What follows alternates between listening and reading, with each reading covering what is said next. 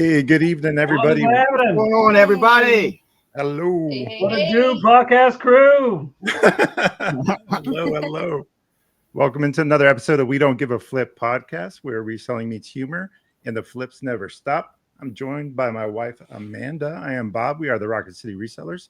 We are joined by two of the most powerful couples in reselling today, West Virginia Panhandle pickers, Sean and Mel, and also Gulf Coast pickers, Ryan and Christine. How's everybody doing today? I feel like we're always last. Why are we always got to be last? I did you first last week, actually. Go back to the footage there. Yeah. Calm down. Man. It's whenever Sean says it. He always Bob, you're doing a great job. No, you got no problems with me at all. Just don't worry about it. I appreciate you, Bob. Putting us last. I appreciate you, Bob. Yeah. You know, I'm on vacation. Enemies when you got friends like Sean. Yeah. I know we were the ones with our name misspelled. Yeah, I mean, hey, Bob, your name was spelled right. Mine wasn't for the longest time. So reading and spelling are fundamental. At least your name gets pronounced right. Ours doesn't. It's always Rocket City. Oh no, ours doesn't get pronounced right, does it? Does it? Oh, I forgot about that. We're the West Virginia Panhandle Picklers. Picklers. Well, Picklers. So Picklers. That one right there called us that the other night. No, but somebody else did in the show. Jeff? Yeah, that's right. Hey, Ryan, can you see chat for YouTube? Just curious. Real technical question. I don't have any chat over here on our I don't see no end. chat. I don't see. Does that mean nobody's here? I don't know if we're. You check YouTube, see what's going on that side. Are we live all this time? That would be unfortunate if we weren't live when we are. So It shows We we're got to live. redo. Remember everything you just said. We got to redo it again. Been there, done that. there we go. Yeah, there we go. We're All All right, live. thanks. Thank you. All right. Well, today's episode we have Ruth Ann, 4seasonspicker, on, and we can't wait to speak to her. But before we do that, how's everybody's week in reselling? Anything new, exciting? Ryan, go first. I don't resell, so I don't know. How's the I train? don't know what you guys are talking about. Hey, Krista. What kind of podcast is this? I think I'm in the wrong podcast. Listen, big bro, we know that you resell. It was a steady week. Yes. Steady, yeah. Steady week. Good. You had a good show this morning. Yes, I did. Train was good, I think. Some new sellers on there. Yeah. Other than that, we got a vintage kids baby clothes show on Sunday at 1:00 Eastern. I wish I How could did go about host that? and wear my shirt. Huh? I said we should go host so we can wear our shirts too. Our Apex Jeff I shirts. can't wait for Jeff. Yeah, to I can't wait. Do you have any baby clothes? Sean, did you get one? What's that? Do you have any baby clothes shirts from Jeff? No. No. Oh, we should reach out and get him to mail him one. Oh yeah, that's definitely going We to need to do happen. that. See if he has any. So You guys probably can have make one. your own actually if he sends you the graphic. You have all the stuff to do it. But It's not Yeah. the same. yeah, that's true. Cool. So how about you guys, West Virginia Panhandle pickers? Oh, I feel like we're a little bit behind. We were out of town, so we were able to hit a couple yard sales while we were out of town. There really isn't much going on back in Pennsylvania, so you kind of fell out of the loop for a little bit going on vacation. You know what I mean? You kind of fall into that little lull when you come back and kind of get back into a routine because you sort of lapse for a few days and then It's Bam, not now like you riding a bike. no, because it's a lot of stuff to get behind the snes that we have to do to prepare for these shows. So We But- struggled Is Ruth too. Ann eating a banana? She sure is. The perfect time to Oh my introduce gosh. Ruth into the let's bring her on. Yeah. yes. Ruth Yeah. Ann with the There banana. she is. 4seasonspicker, Yeah. the greatest of all All right. time to do this. Well, have a great night, guys. I'm going to bed. Ruth Ann, great talking to you, buddy. See you in Nashville, maybe. If you had anything to offer. I'm sorry, Sean. I just couldn't help it. Hey, Ruth Ann, Love it. Ruth Ann, the only issue is I can screenshot your clip and we're going to be on a pillow together next year for Nashville. Yes. That's going to be Double-sided the thing. pillow. I just- Yep. Yep. I tell you what, about 45 minutes ago, I said to Pete, "Oh my gosh, I forgot a banana. I got to go to the store and get a banana." That's fantastic. That is Love commitment. Yes. Oh, That's God. going to be the new prerequisite. You have to come in deep throat a banana. I don't even like bananas that well, but I had to. Oh, The that was comedic good. value alone. I'm Yeah. not trying to get that trend going on my whatnot This is why shows, guys. Okay, come on. in the closet. Yeah. Yeah. Hey, nice hair color. Nice hair color, Amanda. Oh, thanks. I like to go dark for the fall, so it's starting. We're Yeah. getting ready for back to school here in Alabama. I know it's early for a lot of folks Yeah. up north, but here in the South, we start early. Start Monday. Yeah. Start Monday. August Yeah. you guys Are you start Monday? serious? Yeah, they start Monday? with- Yeah, No, we started Wait, early. We start next Monday. We start Monday because we are out in May. Yeah, Like we're out halfway early. through, like Too. May Our 21st. kids we're are the done. 19th, I believe. 19th, and then everything in Virginia is after Labor Day. Yeah. That's how it is when we were younger in Connecticut. It was always after Labor Day. But yeah. We Which gotta is get why up an Caleb hour is young. earlier. Yeah. We Not barely really. even know a kid around here. We have 4 grandchildren, but they're all far away. So we absolutely don't even know any kids here. So Mhm. our last kid just graduated that we are good friends with, and she's heading off to college, and now we're basically kidless. So We will be next year. Hey, more Yeah, travel, that's pretty right? weird. Yeah.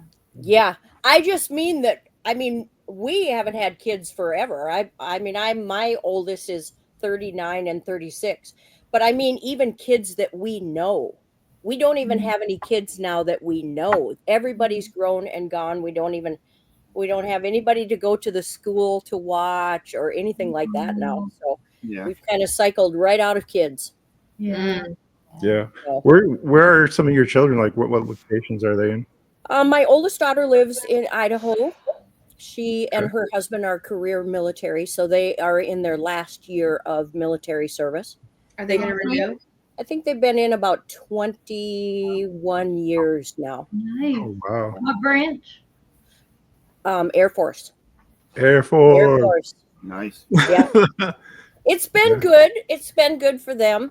They've Nice. got to travel the world. They lived in London for a little over 4 years, I think, and Texas, Alaska. Now they're in Idaho, and it's been good for them. It's obviously hard on family life. If you haven't experienced career military, you haven't experienced loneliness from your children. So, Yeah. Hey, Jeff. but so where can do I have to have my phone on to see chat, or maybe you don't even want me watching chat? No, if you on I the will right hand pop side, it. if you go to Hey, Jeff. comments, Yeah, on the side of your right side of your screen, it'll say comments in the top right. You click on that, and it'll show everything. And then once in a while, Christine will take and pull Yeah, I'll pop it up. Okay. it up. So in case there's questions or comments, you can see it as well. Okay. Chat was like 8 minutes late tonight. We want to let everybody know about that.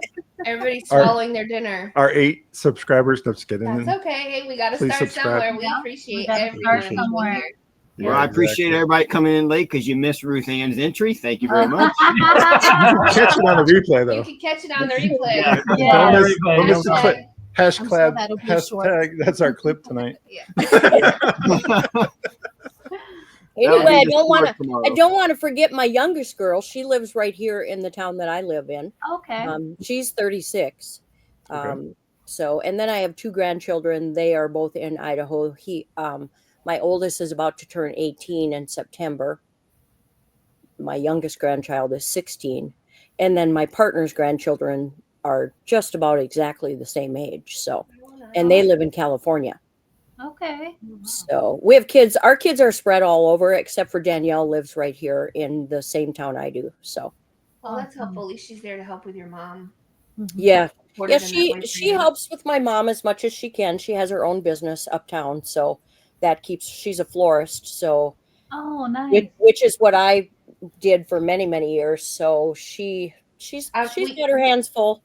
We're interested for you to tell our audience the many hats of Ruth Ann, because Yes. some people don't know Yeah, where Ruth Ann started, where she ended up, and how Yes. she got where she got. So we want to hear about that. So I'm gonna let Christine take over a little bit and pick your brain some. So, okay. Oh, my girl.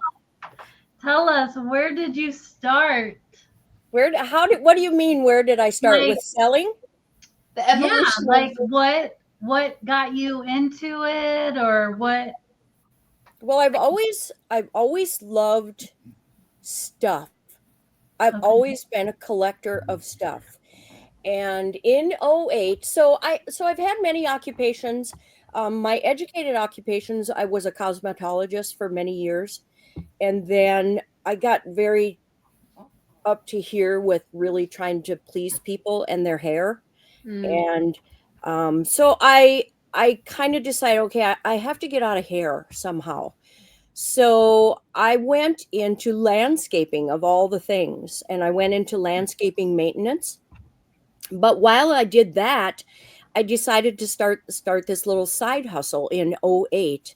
I built a little she shed in my backyard, and I decided to have weekend sales to sell all the treasures that I had accumulated over forever, because I've always been an accumulator of stuff. Mhm. And so I started these weekend sales, and they took off.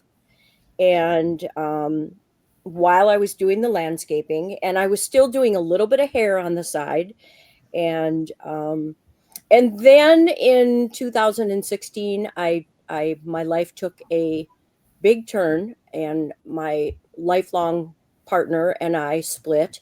And I was, for the first time in my whole life, I was financially on my own. So it was like, okay, now what do I do?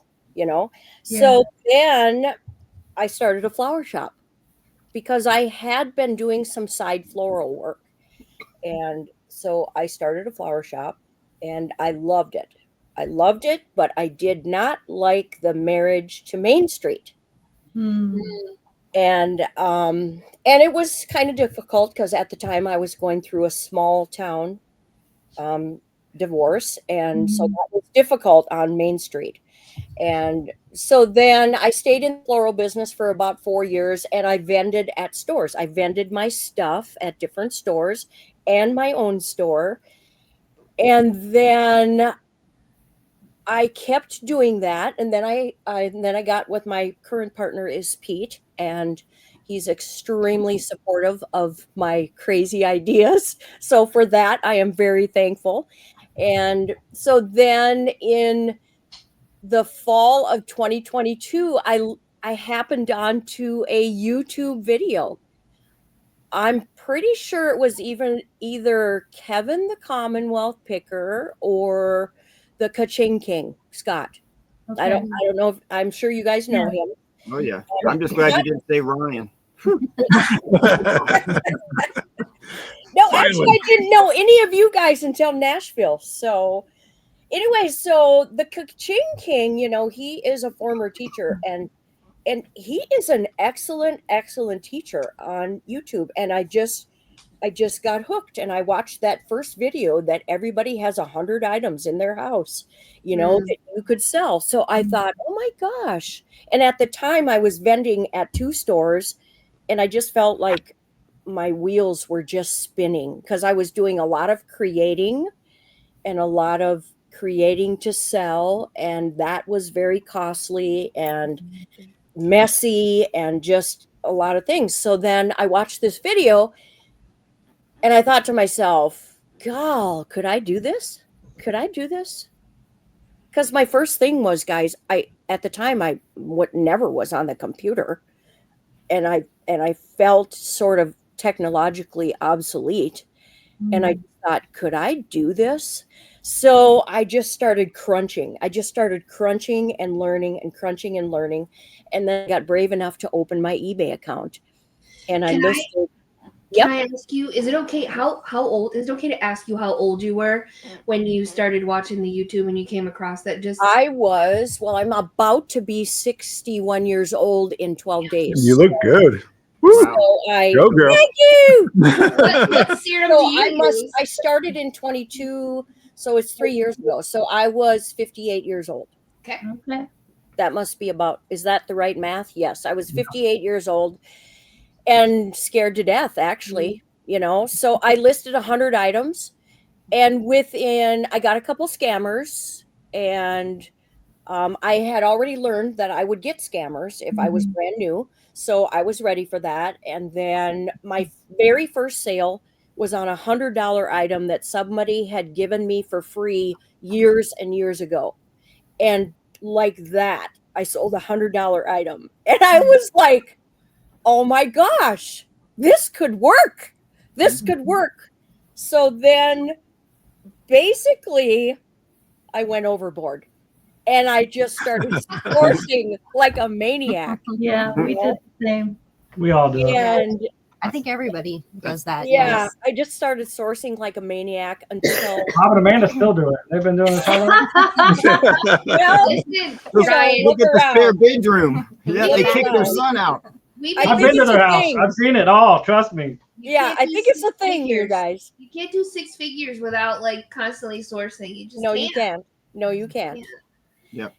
So that's kind of how it started, and then I kept watching videos, and then I found Paul, the Philly Flipper, and he was new then. I mean, he was pretty new. He was still in Philly at the time, and then he made his move to Florida, and then he started on Whatnot. And so I started on Whatnot about a year before I actually started selling, and I just started watching and buying and watching and learning. And then I thought, geez, I think I want to do this, you know. But then again, I was scared, always scared because of technology, Mm. you know. And then I had to wait for a fiber optic because my internet wasn't fast enough. So then as soon as the internet went in, I just decided to jump in both feet. And Paul Yeah. actually came into my first show and co-hosted with me and helped me get through some of the technological fumbling, and from there it's just skyrocketed. What would be your advice to someone who is watching this and thinking, well, I don't know if I could do it because I don't understand technology? How easy of a transition was it for you figuring out and navigating through Whatnot and eBay in order to make sales and do that? Like, Well, first of all, I would say if somebody as technologically illiterate as I can do it, I think almost anybody can. Because 3 years ago, I just didn't know much of anything. I mean, I ran a business and I had to do a lot on the online with my flower shop and stuff like that. But to be running technology while you're live and all that, it was just like, if I can do it, anybody can do it. And the other thing is, there is not one thing that you can't learn off of YouTube. true. Oh yeah. Yes. Yeah. Honestly, every winter I got to go on YouTube and watch the snowblower video again because I can't remember how to start my snowblower. So I go on YouTube and watch it again. So there's nothing you can't learn on YouTube. Nothing. If you're not terrified, yeah. You can take bits and pieces of what works for them that works with your lifestyle and everything. So you can just sort of piece it together that works for you. Yeah. Yep. Mhm. It's the difference between surviving and thriving, right? So if you're not Exactly. terrified, you're just surviving.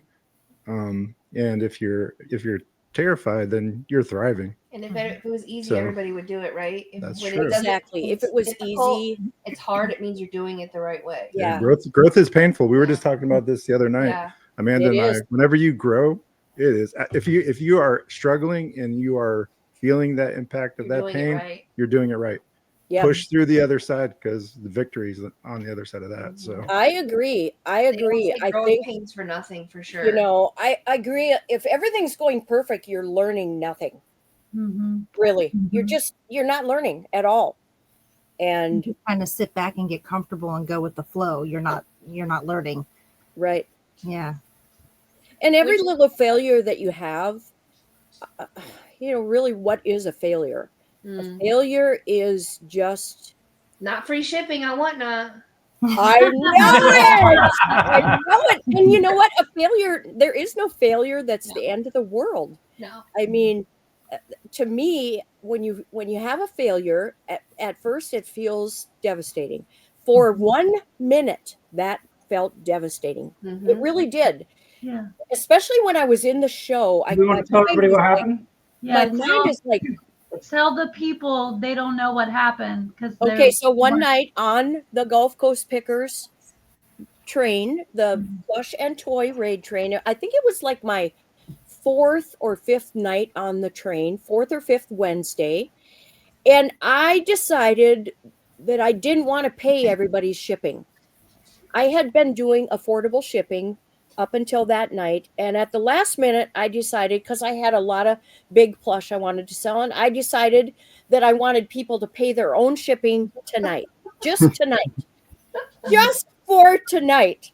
And I accidentally pushed the wrong button and didn't know it until I was live. And when I got in live, I think it was Wolverine Flipper came in and said, who was it? It was Clarissa. It was LOL. yeah, LOL, it was yeah. TNC. Treasure's daughter. TNC's daughter told you, and I was like, Well, I was thinking it was Wolverine. It doesn't matter who it was. They came in and they said, "Do you realize you're on free shipping?" And I said, "No, I'm not." I said, I and I practically argued with her, and she said, "No, you're on free shipping." And I'm like, shit. I'm like, yeah. We all learned a lesson.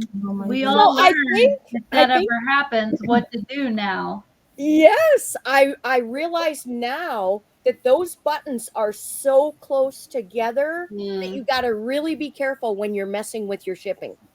You got to really know which button because I went in later and looked, and those buttons are right on top of each other. So I think I just quickly accidentally pushed the wrong one. And you're like, I'll show you. So I think I made like $2.15 that night. Gosh. I paid for my shipping. Yes. And then that's what I was going to say. I had 2 or 3 very, very kind people that bought from me. And then they gave me tips to help pay for their shipping. Yeah. But the rest of them did not. And I just want to say, they didn't know. Yeah. I don't believe that they actually knew. Right. I think they just were thought, oh, yay, cheap Bonus. prices, and it's really only the sellers that knew, because the 3 people that gave me tips to help pay for shipping, all 3 of them were sellers. Yeah. Now the average buyer, I don't think the average buyer would know that. Yeah. They don't know the impact that it can have. No. Yeah. No, they just don't know. So, and that was a ladder rung. That's just what I was going to say is life is a big, tall ladder. And every time you fail, you step up a rung because you learn. And that failure is going to put you farther up and up and up. And boy, the last 10 years have told me that a lot. But that's why I always tell you, Ruthie, and if we're not laughing, we're crying. And that was that night. I mean, that was that night. It's not going to fix it. So it's like, oh shit, Yeah. I've said it before. Fail fast, fail forward. Yeah. I know I reached out to at least Amanda that night. I can't remember who all I reached out to, and I was just like, oh my gosh, I can't believe it. Thank goodness I didn't have like a 300, a huge show. Right. He's really on for an hour, I'm trying to forget it, so. Thanks for bringing it up. Well, way to go. First of all, I think it's Amanda, I'm trying to forget it. I mean, PTSD is real, right? But I mean, these are things that happen that now we can make light of. In the moment, it was like, oh shit, like this sucks. And we know what to do if it ever happens. Right. And the other thing too is you had no shame being like, hey, does anybody mind helping me out paying for my shipping? I was like, you know what? Why not? It's fine. Yeah. It happens. It's not like it's something that, you do all the time, or you know what I mean? Like shit happens, and we all have lessons to learn, and I've had so many failures in life. Yeah. I want to know how many of us after this podcast is going to go and start making sure we're paying very close attention now. Well, this is the thing too. When you clone your shows, you also want to make sure when you're cloning that your settings are correct too, because imagine if you had cloned a show that you didn't realize you had free shipping, and now every show after that you clone.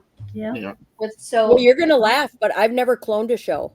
That's okay. That's okay. That's okay. This is how you prevent things like that. That's good you didn't. I just leave my stuff in the inactives. If it doesn't sell, I just leave it sit in the inactives. And then if I want to pull it into a show, I just pull it from the inactives into a show. Good. There you go. That's good. I've never really used the cloning thing. We do it all the time because we don't preload, but I mean, Yeah, we're those people. we are. You never know what you're going to get when you come to the Rocket That's City pretty much what Reseller we do. Show. So We just put everything Yeah, I don't do a ton of preloading. Yeah. The only thing I really preload is if I'm doing a glass show, I will preload a little bit. for those that don't know, Whatnot's a live auction platform that might be listening to this podcast. Oh yeah. Whatnot's a live auction platform that you can sell. It's kind of like a social media meets eBay type of approach. I just wanted to throw that in here for those that are not familiar with Whatnot. Ruthie Ann happens to be a Whatnot seller, but that doesn't encompass everything. What other platforms do you sell on, Ruthie Ann? Just eBay and Whatnot. I'm really trying to. I'd like to start Etsy. I have a niece in Tennessee that spends a lot of time selling on Etsy. She does very well, but life has just kept me really juggling a lot of balls lately. So I just haven't gotten around to it. Well, if you have a lot of vintage, you will probably do very well on Etsy. We do well. With our experience with the vintage. Yep. That's And what if Kate. you have handmade stuff too, you can also put handmade items on Etsy as well if you didn't know that. Yeah, you can. I'm pretty much done with handmaids. There's so much mess with handmaids. I've started selling off or giving a lot of my stuff to my daughter because she's doing a lot of handmaids. So anyway, which platform do you prefer? Do you like Whatnot? Do you like eBay? Do you have a preference? I love them both. Before I started on Whatnot, I was doing phenomenal on eBay. Really, really well. Whatnot takes a lot of time. Takes a lot of time. So my eBay I just ran the numbers tonight. I've really, really fallen back on eBay because Whatnot is very demanding, but it's so fun. I mean, you can't really argue with how fun Whatnot is, and eBay is lonely and Whatnot is not. Right. Yeah. There's something really fun about. I mean, let's talk about Wednesdays. They're so fun to be together. Community. Yeah, for sure. The community on Whatnot is amazing. So, and the fact that you're selling so many items. I mean, in a year's time, I've sold 8,000 items. Well, who has time for anything else but that? Really? Right. Now, do you take time at all to set aside so many listings for eBay to try to keep up? Because you sound just like me right now. That's what eBay's we're lapsed a struggling little bit because of trying to grow the Whatnot channel as well. And I feel like I'm not listing as much. Same thing as you're describing. I mean, are you setting time to do eBay at all?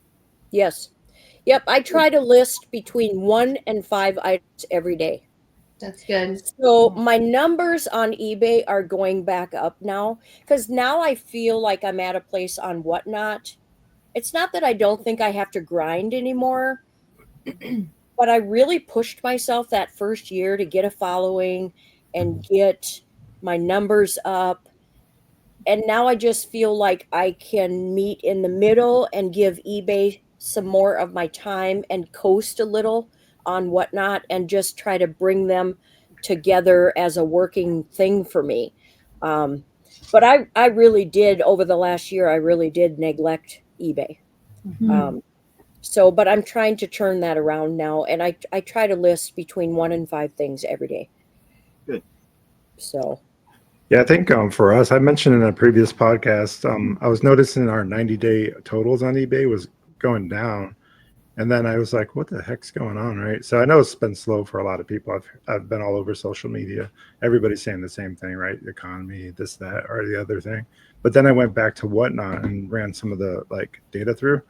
And we're actually doing just as well on Whatnot as we are on eBay. So we split the difference is basically what happened because we split our attention. With Whatnot, like you said, then there is so eBay. Because we split our attention, we split our sales. So that makes sense what you're saying, because that is a product of that.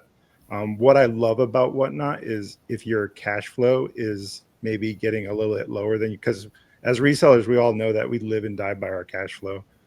Having that cash flow and having an instant payout from Whatnot or whatever the case may be, will help with a lot of that stuff. You know, a bill that you weren't expecting, you know, something sort of, you know, a life event that happened that you need quick cash, whatnot, is the platform for that. Right. So if eBay's a little slower than normal, you can hop on Whatnot, do a show, make an extra $100, $200, you know, to help offset, buy groceries, do the things that you need to do, whatever that may be. Right. So that's been our experience, but we have also been trying to be more intentional with eBay as well. Right. We saw them on all the platforms, but So yeah, so I just wanted to mention Yeah. that because that really sparked that? for us too. So that's Rachel. I don't know. Hey, So Rachel. with having almost 8,000 Rachel. items sold within, that's pretty impressive. How long have you actually been selling on Whatnot? I'm not sure if I heard you say that or not. I started in May of 24. Damn. And you're at almost 8K sold. So what does that look like for you? Like you said, you were grinding. What kind of show commitment was that for you in order to get that successful? And I'm just looking at your stats to make sure I'm right. You're already. I'm at about, my sales are at Almost about 4,000. 7,700. You know, when you look at your analytics, they say that I've sold about 8,300 on my analytics, but that's giveaways. That's because of giveaways. So I'm actually at about 7,700, and basically for a while I was doing about 6 shows a week, 6 or 7 shows a week. That's a lot. I think my numbers really skyrocketed last fall at Christmas because I got in a real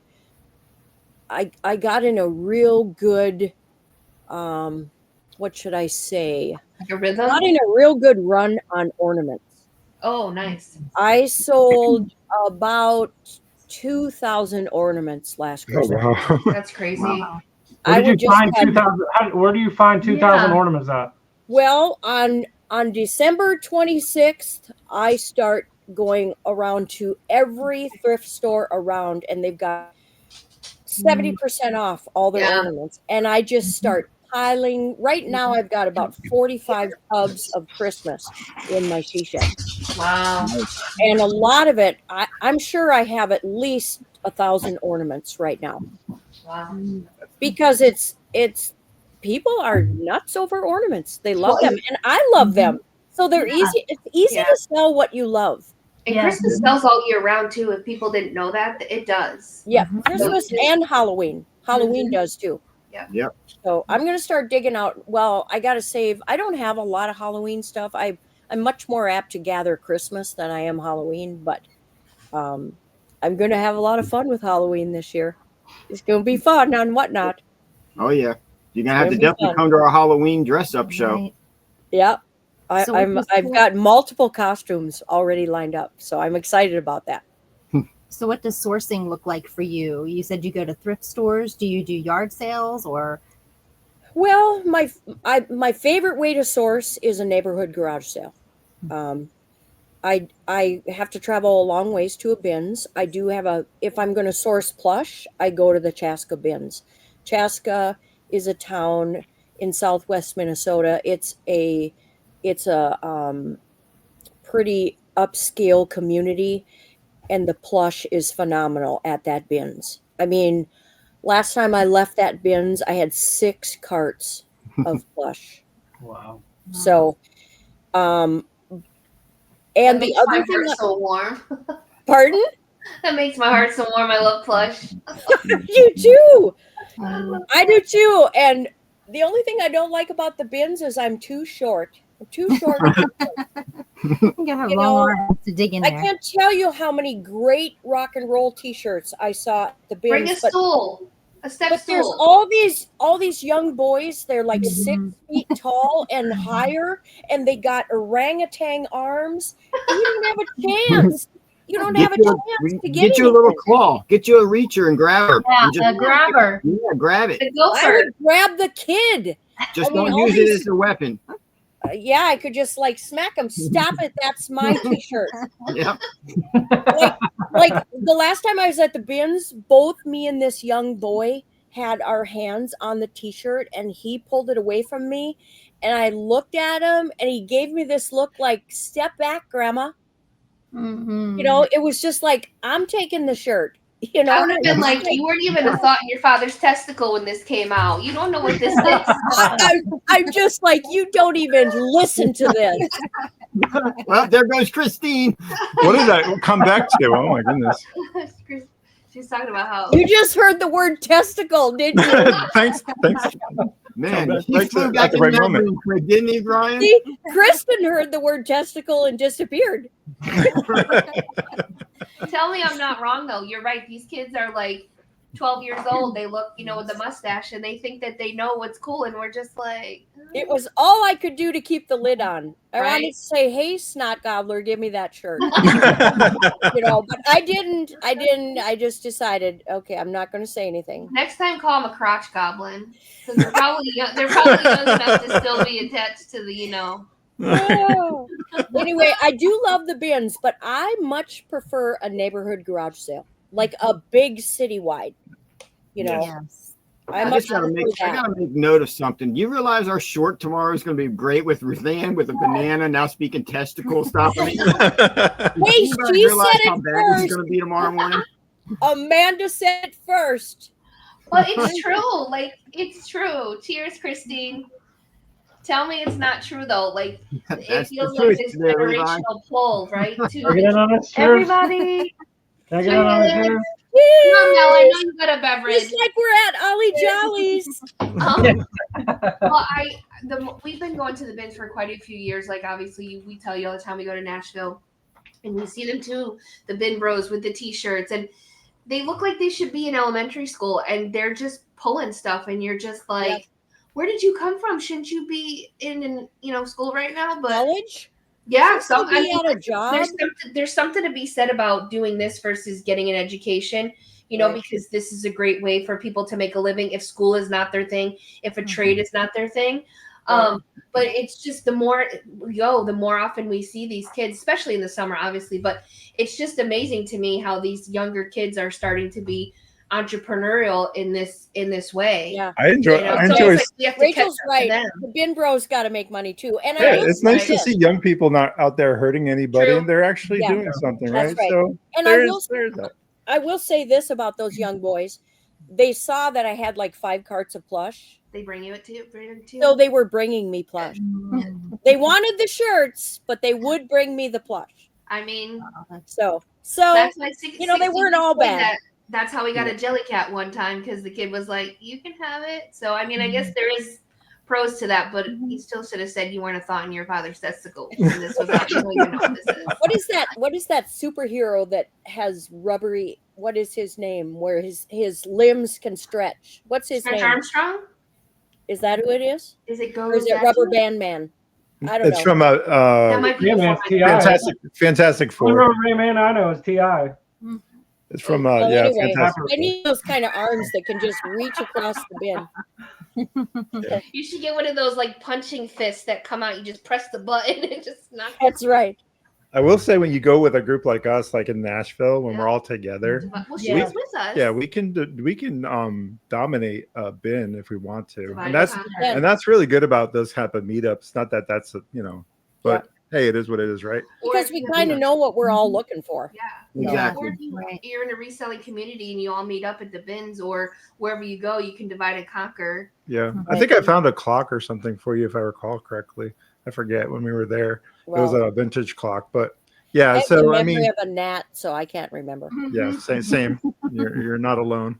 So, but it's good. You know what other people are selling. You know what your friend group is Well, that's how you needing. can build relationships too, Yeah. because now that they see you and they know that you like that, that offers an opportunity for you to score plush Right. that you may not necessarily have been able to because Mhm. someone was reaching over you or whatever. Yeah. You kind of got another pair of eyes Yep. looking for you.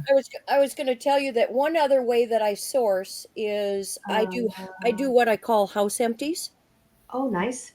Yeah. And I have a very good friend here. I call him my brother from another mother. He lives here in town, and he's a very, very busy real estate person. And once in a while, I'll get a house empty from him where maybe it's elderly people are selling the house, or maybe people have passed away or something like that, and the kids don't want anything to do with emptying the house. They just want to come take what they want and they don't want to deal with the rest.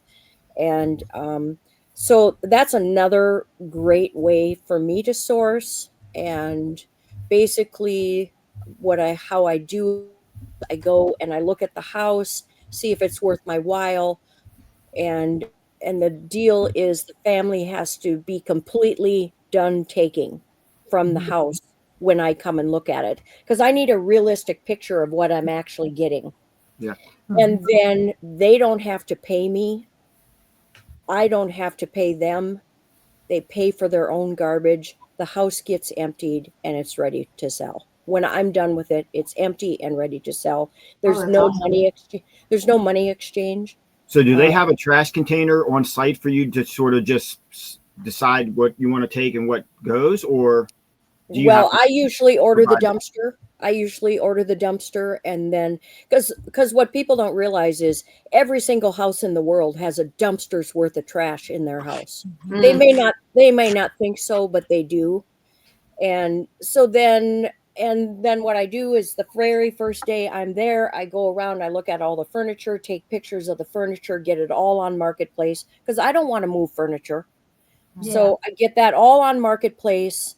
And then while people are coming to look at furniture and buying, I'm emptying cupboards, closets, cleaning out the basement, doing all this stuff. And it usually takes me 2-3 weeks sometimes to empty a house.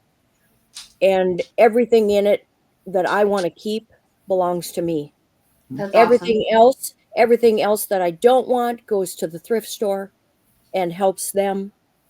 And then the rest sometimes is trash. Furniture goes to the thrift store, and it's really a win-win. But the problem is I only get about one of these a year. So I'd like to get more of them. It would be very helpful. So I try to spread the word that I do that. So those are kind of my favorite ways to source. And you do all that by yourself? Mostly, my partner Pete will help me to some extent. He helped me do a really weird one a couple years ago. It's a long story. I won't get into it, but it was super, super weird and creepy. So he helped me with that one. And then my dad's wife helps me. She's just a worker. So she helps me once in a while. And I have some really good friends that love stuff the way I do. So sometimes they will help me. And so I always can find some help, but mostly I organize it myself. And I really don't depend on anybody to help me because I don't really know if somebody can help me. So and hopefully the furniture all sells, so I don't need any muscle, Yeah. Now, do you still do anything with furniture? I noticed you had done some repurposing of some furniture back in the day and stuff. Do you still happen to do that, or is it because you had to give that up too? Just too much time in that? I know I started that too. So it's a lot of time and it's a money sinkhole. It costs so much money to quality create. Yep.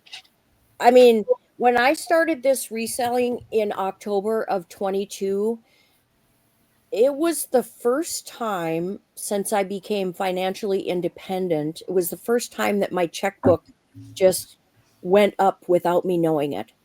It was like, because when I was creating, it was a constant suck on my checkbook to buy all the things that you need to create with.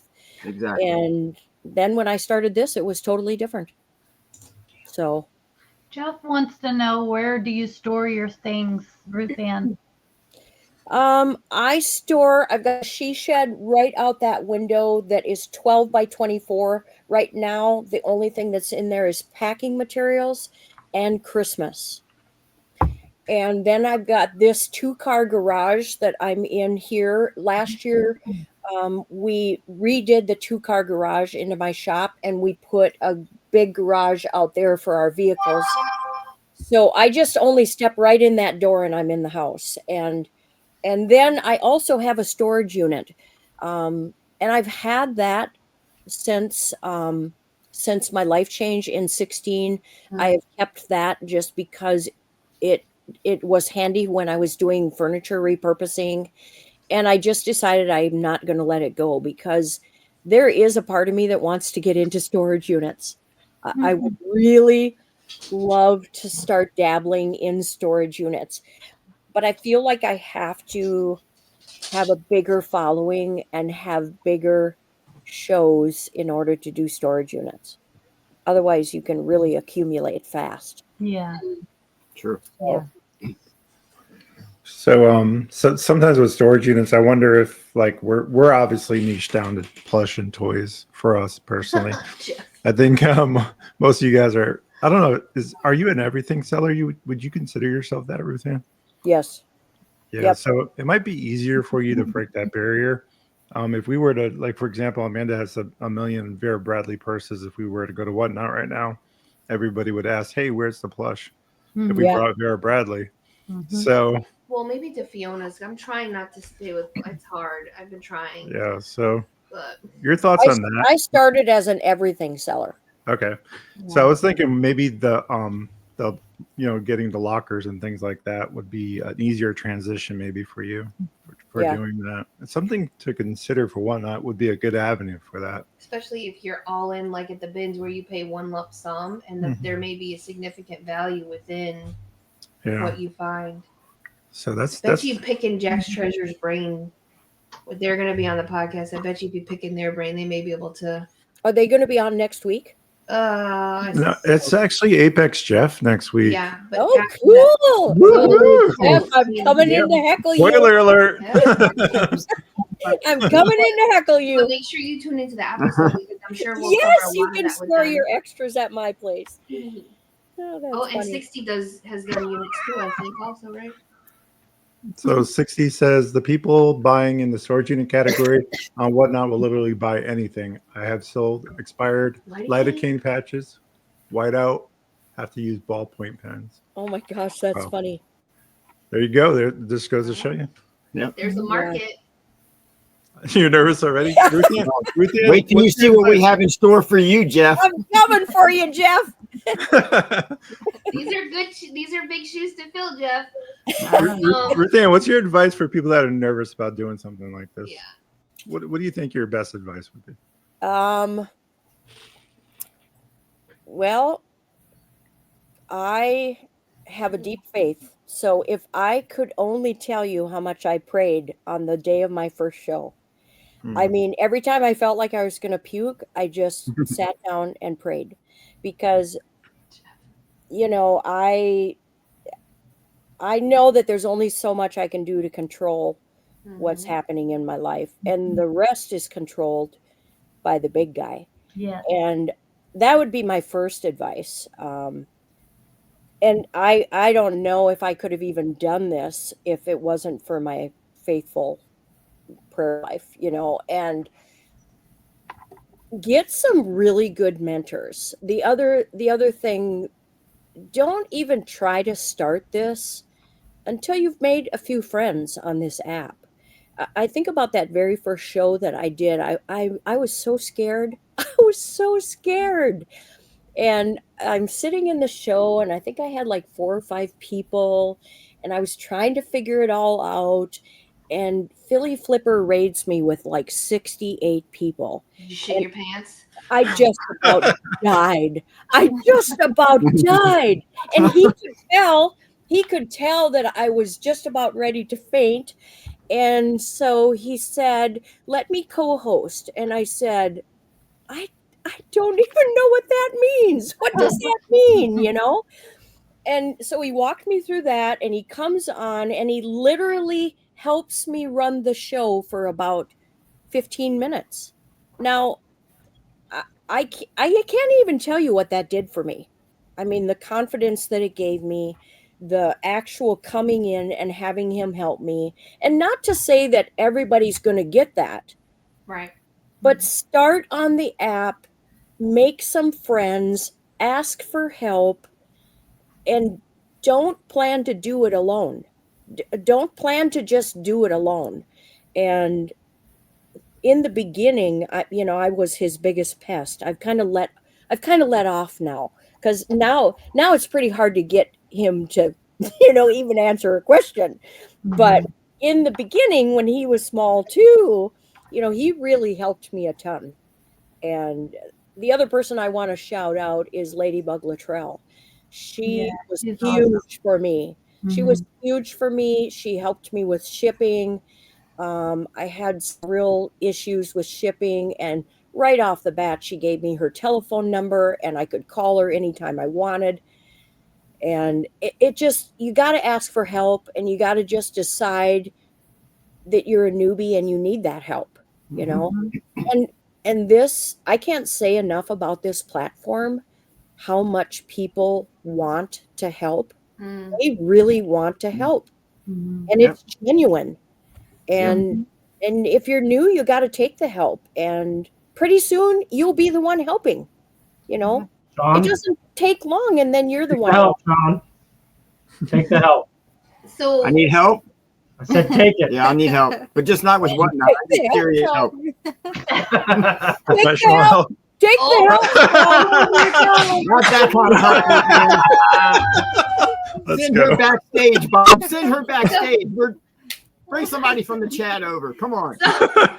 So I know you talked about community, and we all met through Whatnot. And I know that you shared a lot of things with Christine and I at the reseller meetup in Nashville. Can you talk about your experience there and what that meant to you as a reseller, and just community wise, what that did for you? What was your experience at the meetup? For those that haven't gone, thinking about going, or just their experience was different than yours. Can you talk about that a little bit? Well, I'm going to talk about two things: the then at the meetup and the now. Then at the meetup was so ridiculously exciting. And What was your highlight? honestly, was meeting you guys. I mean, I went there. I went there with a kind of a friends group that I was going to meet for the first time. And I did get to do that, and I had a great time with them. But even though they were a friends group for me, and I had a great time with them, the connection with you guys was like big right off the bat. It was like big, and I could just feel that it was going to be an ongoing connection. Whereas the other people that I met, I'm hardly connected to. It's like I was with them in Nashville, and now there's no connection, And so I went there with a totally different expectation than what I ended up with, and what a blessing that was. I mean, there are so many people that were at Nashville that are now just such a big part of my life every day. Apex Jeff. I mean, he hangs in our shows all the time. We're Facebook friends. We're following each other's lives. And so it was a game changer just to meet the community that we're all working in.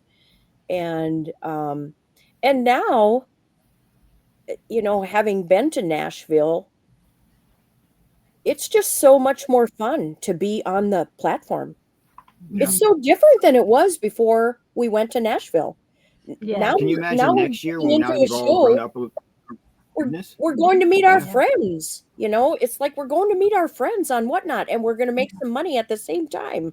And it's I don't know, it's just wonderful. I will say that meeting you was a breath of fresh air, and you can ask Christine and Ryan. After we met you and hung out, I was like, Christine, it's like looking into your future. I was like, she is you in your future. I know it. And it was like electricity. I loved meeting all of you, so don't take this wrong. No. I loved meeting all of you. But when Kristen and I were close together, it was like we could feel this energy like pulling us this way. And the more you talked, I was like, Christine, we literally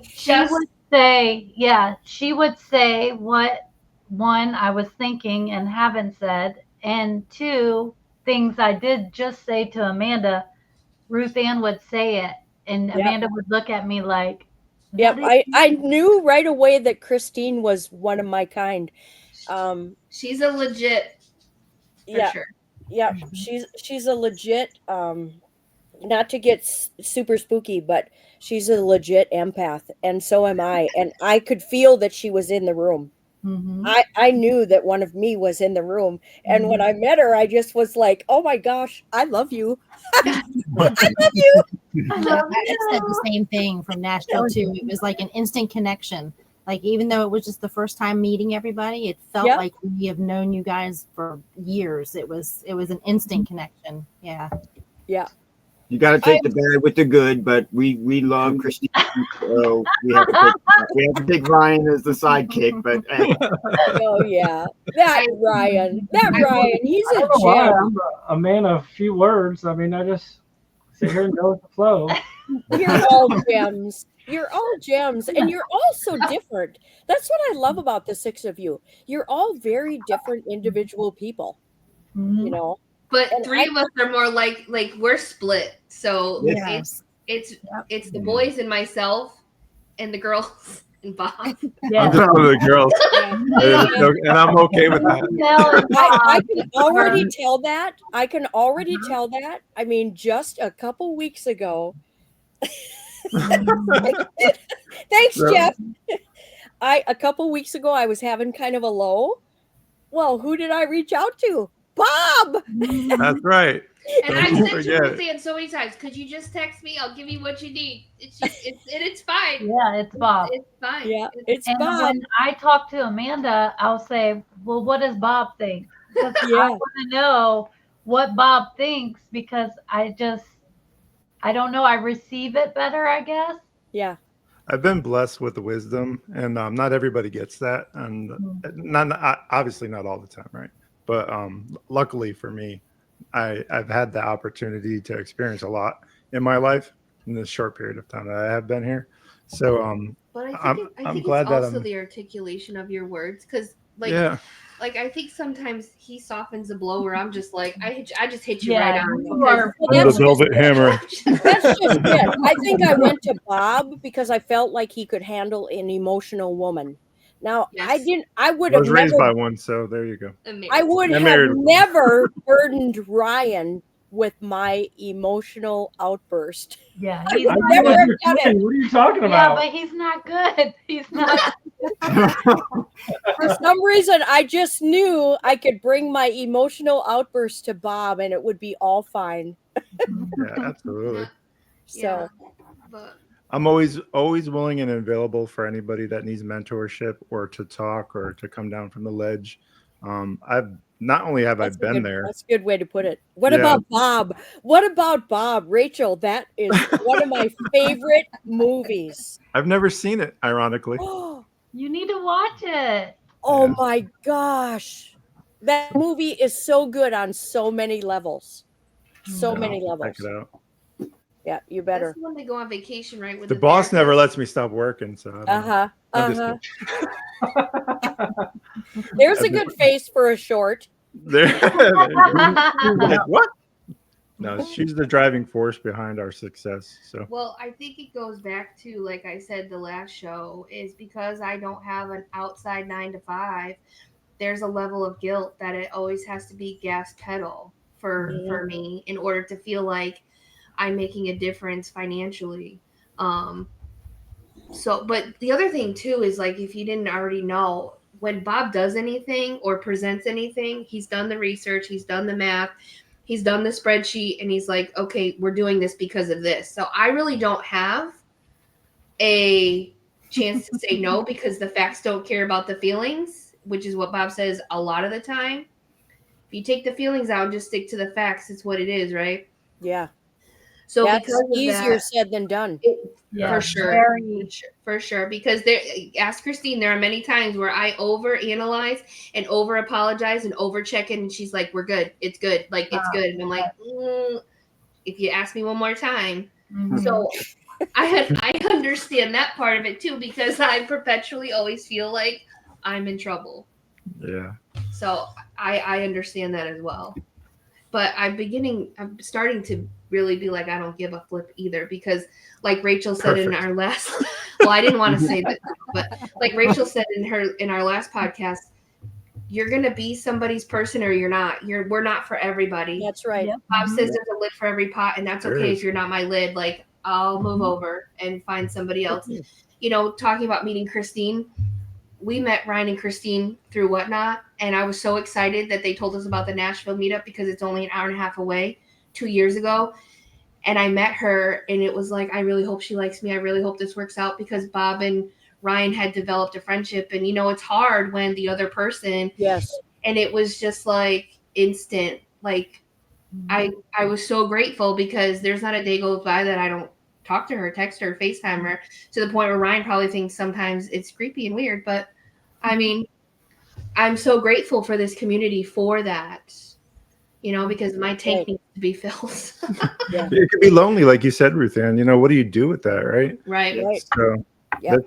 this is why meetups are important. And people, you need to find your people that understand. I mean, not that reselling is creepy, but people don't understand the drive, the need to find stuff, the FOMO of missing out on that banger. Or, you know, what are you doing for your anniversary? Well, we're going to a thrift store. Are you kidding me? Well, that's what we like to do. It's no different if you like opera to go to the opera, or if you like Comic-Con, you're going to go to a Comic-Con event. You're going to strategically plan your plans around that stuff that makes you happy. Right. Exactly. You know? So, Nothing makes me happier than going to a garage sale. garbage, finding the value in something that somebody A else garage does. sale. I mean, yesterday I did my other job. I'm a car jockey for the Chev Garage here in Mora, and we're driving down into the metro where all the nice stuff is, you know. And we got to go past all these garage sale signs because we're on the Chev Garage clock. We can't stop at a garage sale sign because we're working a different job, you know. So it's hard for me to even drive by past a garage sale sign. So Yeah, I always think about the mailmen when they're doing the mail. I'm like, that would be so hard for me. I would see all the sales. And someone would be calling on me like, the mail lady is at the garage sale. Buddy, the mail lady is at the garage sale. I could see Christine with a trailer hooked up to her little mail truck. There's actually a reseller that was a mailman, and that's how he got started. He was a mailman, you know, struggling doing the thing. That's a hard job, right? It is. He's K-Way. If you guys aren't following K-Way, he's mostly a clothing reseller. He's niched down for that. as well. Yeah, exactly. So he was a mailman, and now he's just like so successul doing this. So Colin's on the move. She said she'd be fired on the first Friday. First Friday. You're like, squirrel, what? Because some places start Thursdays for, I know where you are, because I think Courtney said too, where Mama Cat Thrifter, they start Thursdays. Yeah, we start Wednesday, Thursday, Friday, Saturday in Mora. Right. So in Minnesota, sometimes they start Wednesday and go all the way to Saturday. Makes sense, because your weather is that why? Right. Because you don't have the longer season for selling. So that makes sense. Here it's Friday, Saturday, Sunday, because there's usually yard sales all year round here, unless it snows, which is very random. Rarity. They will still do yard sales here, garage sales in the cold, because cold is not you can still go out and shop in the cold that we call it here. Cold here. Yeah, right, you guys, you call it cold. So I can just imagine spring and fall. Yeah, I can only imagine having all those days and going back and hoping the next day it's cheaper stuff's still there, but you know. This year I just want to get through the winter this year without, you know, last year I sent my cell phone through the snowblower. Oh goodness. Oh no. Yeah, so we weren't really friends yet, but Pete and I go to California every year for 2 months. February and March we're going from Minnesota, and I sell from California. I source and sell out in California. Oh wow. I was gonna ask you what you do in the winter. So, but because eBay will only allow you to do, they'll only allow you to be gone 30 business days. They'll allow you to extend your shipping 30 business days. So that's 6 weeks, but we were going to be gone about 9. And so I had to fly home in the middle and stay home for 2 weeks so that eBay would be happy with not unhappy with me, you know. Mm. So in those 2 weeks, of course, I flew home and I came home to 18 inches of snow, and we had been gone. So I couldn't even get I didn't want to, I needed to get rid of the snow before I could get my pickup out of the garage. Wow. So I came home. The first morning I got up, I packed all my packages. I had like 43 packages that I had to package of eBay. And then I thought, okay, now I got to get at the snow. But I didn't want to leave I wanted my phone with me because I had to watch the YouTube video to figure out how to start the snowboard. So I stick it in my pocket. I had my big pheasant hunting coat on that has pockets about this deep, you know. And I thought, well, it's never going to come out of that big bird pocket, you know. So, but I got all done snow blowing and I thought, what is all that stuff in the snow? And I looked and I'm like, oh my gosh, somebody dropped their cell phone. I wonder because I had just had company. I had just had the neighbors had just brought some of the mail over. And I thought, I wonder if Jane dropped her cell phone. And then I looked and I'm like, oh my gosh, that's my cell phone. Oh, It had no. fallen out of the pocket and gone right through the snowblower. Oh my Oh my goodness. And of Rip. course, then you're in a panic because you're running your business off your cell phone. Yeah. So Yeah. it was crazy. So that's my last winter story. Mm-mm. God, I would have been pissed that my neighbors didn't blow my driveway versus the cell phone. Oh gosh, no, they can't do that for 2 months. That would be a long time A lot for of them work. to take care of Yeah. they take very good care of our house and they watch our house and you know, they used to try to keep up to the snow, but now we've just told them, well, now we have 3 driveways since we put in the new garage. We have the 2 driveways and a circle driveway, so it's a lot of maintenance. So anyway, so the whole time I was home, it snowed. And then it snowed the day I left. So I had to get up and get rid of 6 inches of snow before I could go get on the airplane. It was Oh just my like, God. Wow. so winter is a, You must know that. We don't- Now, when you are in California for those 2 months sourcing, do you see a big difference in the items you're able to find and source compared to where you're at now? Like such a big difference with antiques or whatever, the whole difference? everything you find in California, almost said Santa Barbara because that's where we go. It's weird, very odd stuff, odd, artistic-y, Weird cells. eclectic, very eclectic, Mm-hmm. That is true. yuppie kind of stuff, you know. Yeah. Minnesota is very wholesome and everyday normal, and it's hard to find oddities here. Very hard. I love coming to the South to source. That is my favorite. Last year when I came down to Nashville to the meetup, then I went on and I sourced with my niece, Pick and Kate. I can't believe the difference in the sourcing. You guys got cheap prices Mhm. and you have so much cool stuff down there and the odd vintage wonderful stuff, and it's different here in Minnesota. It's the sourcing isn't as good here. So What was the coolest thing you found what is the coolest thing I've ever found? in Nashville that time you were there? What did you find last year that you found that was the coolest thing you found last year? Probably the thing I was most excited about was my Davy Jones costume. I was pretty excited to find that. That's pretty cool. And it actually fit me. So that was exciting. What did I found a lot of smalls.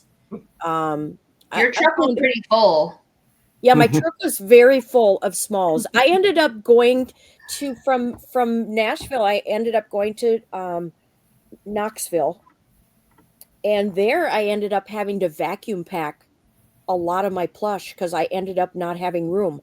Kate and I sourced so much that I started bulging out of my pickup. You know, so then we had to start vacuum packing my stuff in order to get it all in the pickup. So when I came home and opened the tonneau cover, it was like snakes in the can, you know. I know. What does Pete think when you come home with all this stuff? What does he think? He's totally thrilled if I'm coming home with I mean, because that was the whole, other than the meetup, you Mhm. know, the pickup full is going to pay for the trip.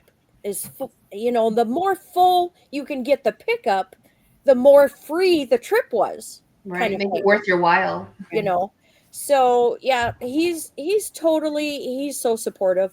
You know, he put this beautiful shop on for me, and he's very, very supportive. He's professionally retired, and I call him my postal bitch, because when I'm swamped, There's another short. There it is. when I am swamped, he will always take my stuff to the, because I'm not that person. Here's me. Christine's going to understand this maybe. I cannot make my mail person pick up my stuff. I Yep, just can't. I take it. Yeah. I live it's a 10-minute trip to the post office, Mhm. and whether I have 2 boxes or 45, I Yes. just don't want him to have to deal with that. So, but sometimes I'm just swamped and I can't hardly get there. So I just dial up the postal bitch in his office, and he takes it for me. So he's very, very supportive of that. I was going to ask you, in what capacity does he help you? But I guess now we know. Now we Yeah, know. he doesn't help me otherwise. Is he interested at He's all? probably twice as illiterate as I was. He doesn't want to have anything with learning this end of it, and he's very emotionally supportive, and then he'll do running. He'll help me if I do get a house empty. He'll help me, and he'll help me in physical ways, but he doesn't really want to get his head into the business, because he retired. I think he was about 55 years old. He retired out of his lifelong business, and then just did jobs until he could actually retire, you know, on Social Security and the whole deal. And he has been retired for like a couple decades. So he's just not interested in getting back into any kind of work Work. occupation. Do you think he'd So- come to Nashville with you next year to meet your family? Maybe next year. This Not year, after you watch this podcast and realize what you're doing. Or he shows up with the shirt that says, Postal bitch. With the arrow pointing right to him. Yeah.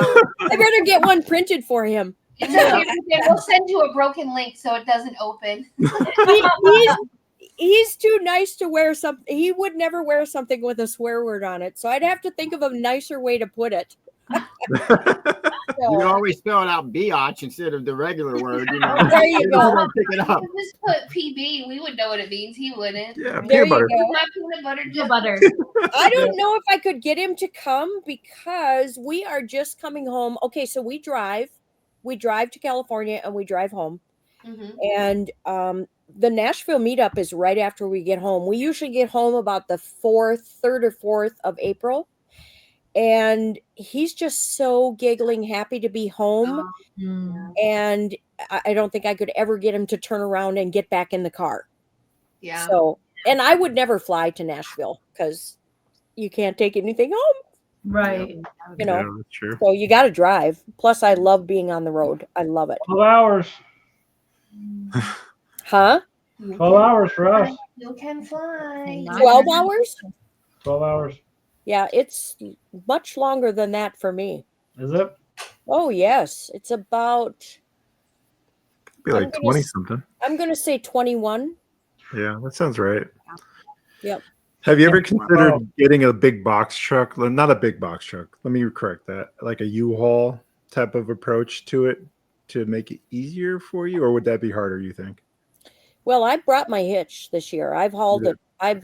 So I raised a daughter that loved horses. So I've Mm. pulled a lot of trailers in my life full of weighty animals that are moving around. So a trailer is not a problem for me. And I actually had my hitch with me.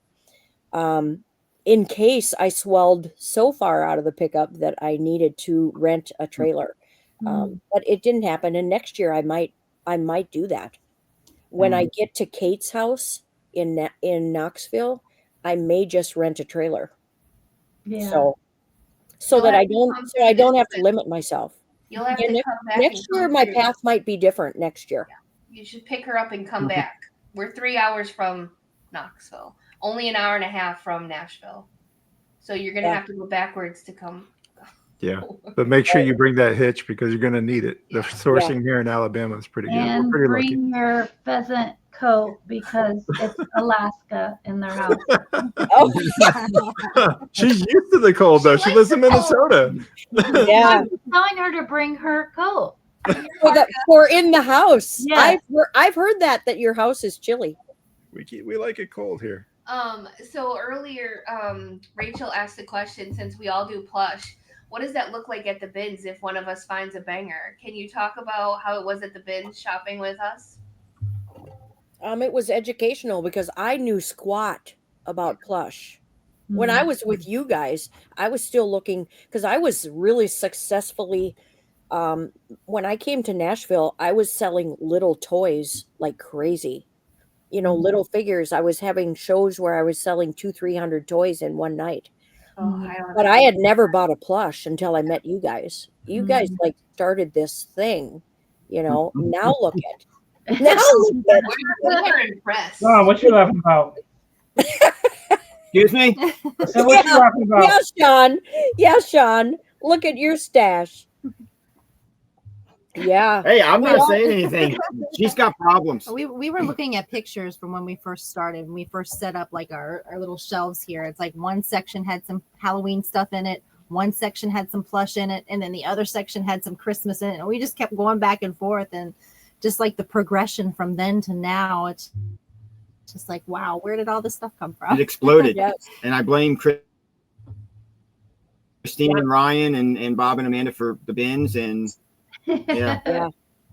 Me too. Well, the plush just makes you happy. I think it's just, for me, it reminds me of my childhood, like things, and I love to collect things from my childhood. So it's like that's one of the things that I look for, and one of the things that make me happy is to just find something from my childhood. And if I can find something that somebody else likes and it makes them happy, it makes me happy. So it's fun, and it can become addicting. Very addicting. It is addicting. It is addicting, and I'm the same way, Mel.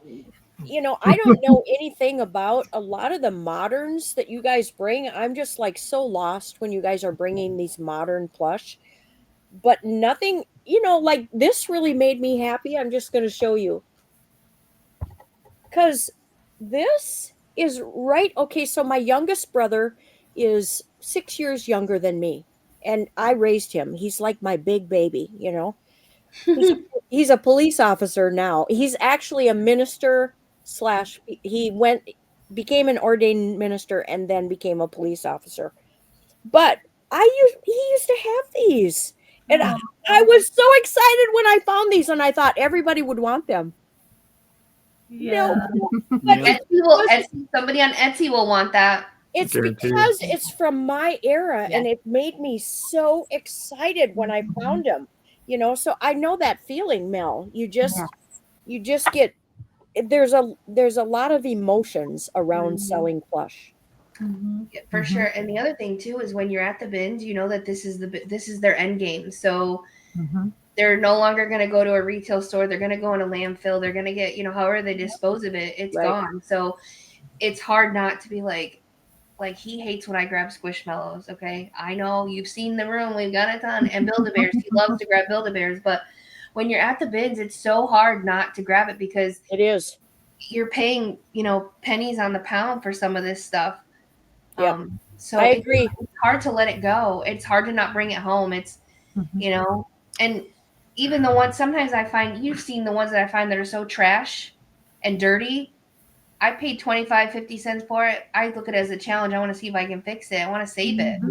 Do excellent. Yeah. I have a lot to learn about that. I have a couple really old Hello Kitties over there that are pretty grungy, and I gotta get them cleaned up. A lot of people will say, like, okay, so here's the thing.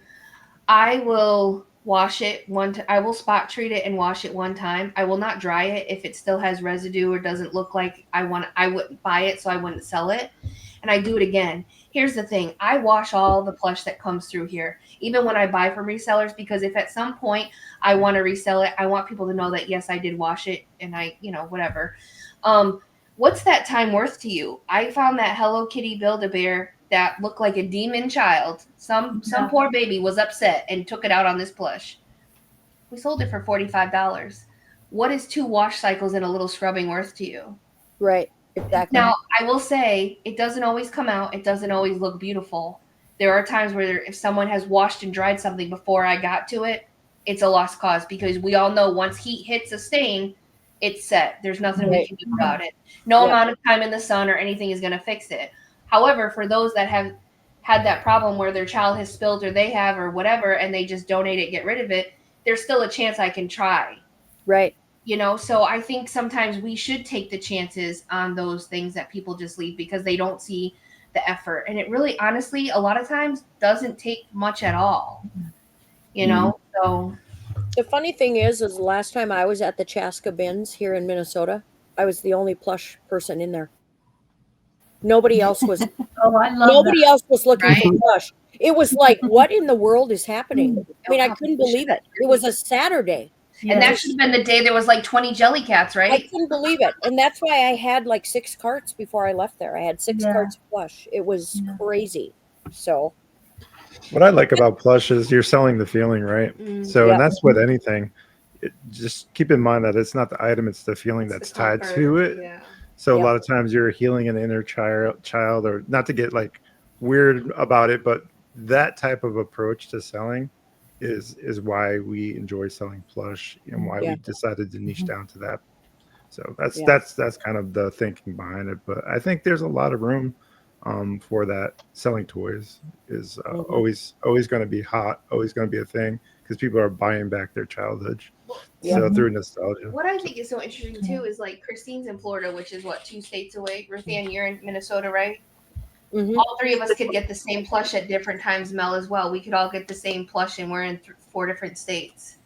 Yep. Oh, and you could sell it. I could sell it. I could not sell it. So, but when it comes to other things like T-shirts and stuff, or like glassware, plush, I just think there's such an abundance of it, and there's so much room for everybody to sell it. I just, I hope so. I hope so. Looking at all of our rooms, looking at all 4 of our rooms, I hope so. I love it when we all have the same thing in our show. That when I'm like, wow, what are the chances? Yep. Yeah. Have you found yourself, now that you've been looking at plush and doing more with plush, that you can watch somebody's show or just know exactly what that brand is yet? Yes, I'm learning the How does brand. that feel? How does Like that I feel? noticed that Christine bought the bubblegum bum bums from me this week, and you had it on your shelf. Yep. Yeah. You had one just like it on your shelf. Yeah, it's crazy because I can watch Christine and she's showing something up. I'm like, oh, she's got a Douglas. Oh, she's got a bun bun. Oh, she's got this. It's so crazy once you start niching down, or even if you expand to learn something new, how the evolution of that, and then you watch somebody's show and you're like, oh, I have a problem, because I can just look, not touch, not feel it, not, have it in my hand to look at the tush tag and be like, oh, I know exactly what she has. Yeah. Yeah, it's crazy. I mean, you could do it with like a teddy bear. Unless you're Sean and somebody can ask for something and he'll have no clue what they're talking about, even though we have it right here at the show.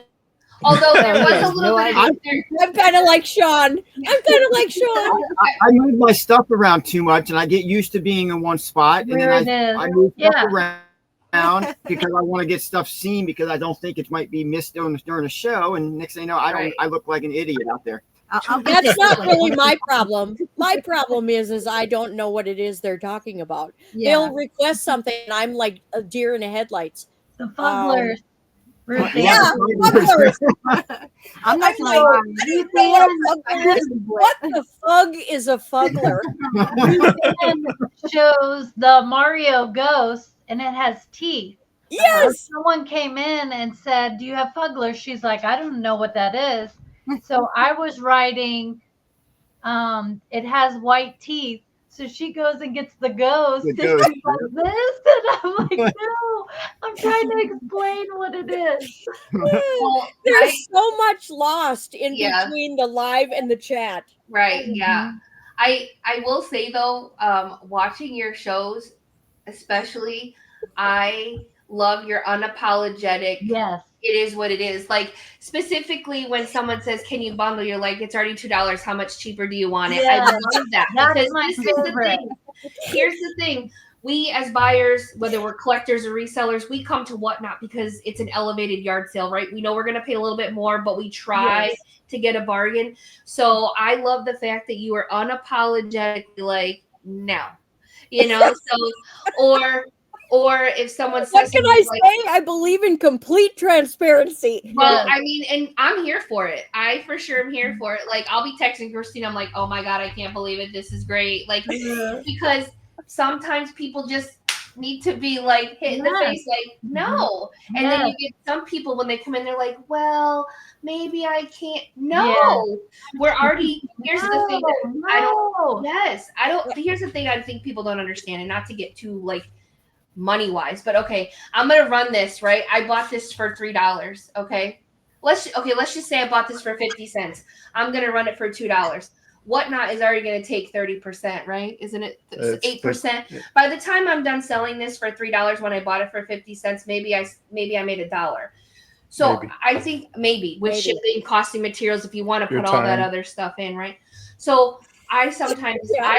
I admire Sean and Mel for their prices because I'm just Yeah. like, I don't have the balls because I know how much we pay for it. But on the other side of it, when they sell it and make that money, I'm like, damn, I wish I had thought of that because we have already set the standard that we are low sellers, and now if we were to try to transition and ask for more, it's like crickets. So I think it's when you start out, you just have to start that expectation. So that's why I say for you, when someone asks, you're like, no, like there's no It's like what Gina just said. It kind of got up there. She said, Gina just said, I don't know how you do it. Well, this week, I just decided to do it with a smile on my face. Yes. It was like, because I think somebody asked me to run the same thing like 3 times and nobody bought it. Douglas. Yes. And I Remember, was just like, here's it was what I got. Douglas. It's always the Douglas people. Here's what I Always. got. Web, Here's what I yeah, got. we're like Webkins. Yeah, Webkins. I'm not running anything unless you say. Just run. ask 60 about Webkins. He'll tell you all about it. I got a new Webkins today. Look at this one. I think even if we put in our show notes, it would still be Yeah, the it Douglas. doesn't matter. Nope. Yeah. Nope. It's It doesn't the repeat matter. offenders. Speaking of repeat offenders, this is a good I've time never to talk checked show about. notes most of my life. Oh, Do people check show notes? So, Do people check show notes? I don't know. I've never checked it. I don't ever check show notes. Right. Like I don't ever come into your show and say, "Oh, I wonder if there's show notes." So we're just, Right? I don't even think about it. we're just gonna take this opportunity. So those of you who want to jump in, please do. This buyer right here, buyer beware. Okay, or no, sorry, seller beware. This person is desperately in search of a Build-A-Bear Sisu. They have been kicked out of Build-A-Bear groups on Facebook. We know because we're in them, so we can learn about Build-A-Bear so we can sell them appropriately. So we sold a Sisu Build-A-Bear with tag about a month ago after I came back from DC. He messaged us and asked us who we sold it for during a live.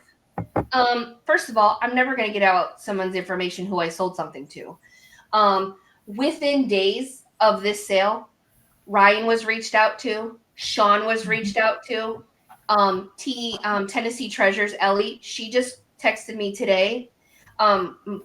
Courtney, Mama Cat Thrifter, she's been messaged. So I have come to believe that this person right here is messaging all of our followers to find out if they have this. The message is the same. It's copy and pasted. So with that being said, if you are a seller, I highly suggest that you just go ahead and block this user on Whatnot because it's at this point it's basically harassment. creeping everybody to try to get that To flush. try to get it. It's insanity. yep. So there's a lot of that and whatnot, which is why I just kind of wanted to highlight your thoughts, Ruth Ann, on people that A, ask for the same thing multiple times. I think we already covered that, right? And then B, the people that are like this particular buyer, what would your response be? Well, first of all, sometimes it's legitimately just a different person that comes in and asks for it. You know, so what I've started doing in my shows is when people ask for the Webkins, I don't even run them. I just show them what I've got. Yeah. And I just say to them, if you want one of them run, tell me which one it is. Because I'm not going to run on a train where you only have 60 minutes. See? I'm not going to run 5 Webkins and waste that time. Just tell me the one you want and I will run it. Yeah. And so that's kind of one thing that I've started to do. And because legitimately, sometimes it just is a different person that just popped in. Right. And I feel like we punish the one person, you know, it's like the one bad apple spoils the whole bunch. And I know we say this every show, but we personally have 2 full laundry baskets of Douglas before they even were hot on Whatnot. We just always carry them. They're cute. They're really good. They're good plush. brand. Yeah. Okay. And every time with the rubber hose, Jeff, you must be my age. That phrase "up your nose with a rubber hose" comes right out of the 70s. and every time we go ahead and say, sure, we'll run them, we'll show you. It's already have that. Now, mind you, it gets exhausting, and I try not to be ugly, but I'm telling you, one of these days we're gonna do a live, and that shit's going right in the fire, and I'm gonna light it. I just can't imagine. We'll make sure we co-host with the Patriot Reseller 60. There you go. To do that because he mentioned it in his show last night as well that he's to the point where that's the option. So Right. we don't want to shame buyers because Colin's we on the appreciate move. them. You're a great mod. I've just noticed that Colin's on the move is a great mod. Very active mod. I just hope if there are buyers out there watching, we do appreciate you coming in our show, and you know, whether you're sharing, purchasing, just hanging out, but just know the constant asking of certain things, it is taxing on us, and please be patient with us as well, just as we try to be patient with y'all, because it just feels like we're being thumbed and needled every show for the same thing. It's like the same. And I've honestly, in the last month, since I had my little meltdown that Bob kind of experienced, I've really gotten different in the last month on my shows. I'm much more I've just decided to come into my shows and just be happy-go-lucky and just not give a rat's patoot about really what's happening. Just engage with the people in my show that I know are there and love me. And because it's like the longer I'm on, the more, like about a month ago, I had 2 bullies in my show. And that really shook me to have bullies in my show. Luckily, I had a couple people in my show. Ladybug Luttrell was in, and she just kind of took charge of the whole situation. And but ever since then, I've just gotten, like you said, like you're making a comment about how assertive I am. Like, nope, that came after the bullies, because I'm a pleaser, and I want everybody to be happy, and I want to make everybody happy. And that's a fault. It's hard. It's actually to a fault. And after I experienced that bully that night, I just decided I can't be this way anymore. I have to be happy-go-lucky, assertive, and not bend over backwards to the point of hurting myself. Your detriment, yes, absolutely. So that's why I've gotten that way in the plush shows. When somebody wants it cheaper, or nobody brings their plush cheaper than me. Right. Nobody. You do have great prices. I will say that. I mean, nobody brings their plush cheaper than me. So I buy from you to resell or add to a bundle for sure. Like, if somebody comes in my show and wants it cheaper, I'm like, you gotta be kidding me. Yes. You gotta be kidding me. Here, how about Merry Christmas? Here, I'll send it to you. Or let me tell you what my favorite show I was in, when I'm not going to say their name, asked for someone else to ship that bunny. I private message you, said bitch run that, because I'm gonna buy it, because I was Yeah. so frustrated that some people have the audacity. Now that same buyer that didn't buy has also been in our show and said, hey, can you just send me that Winnie the Pooh? Yeah. It's Yeah, crazy. that was funny that night. I was just like, seriously? I'm charitable. I will give you whatever, but like, just to have the balls or the audacity to be like, hey, can I have that? Like, what? At least give me a hey girl, hey. Yeah. We had the one lady pop in. As soon as she popped in our show, her immediate response was, so which one do I get to pick for free? And we just looked at each other like, what the hell did we just miss? Because I have no idea. Did I run something? Did there was a giveaway? I have no idea what happened, but they just expected to come in and pick something for free because they entered the show. So Right.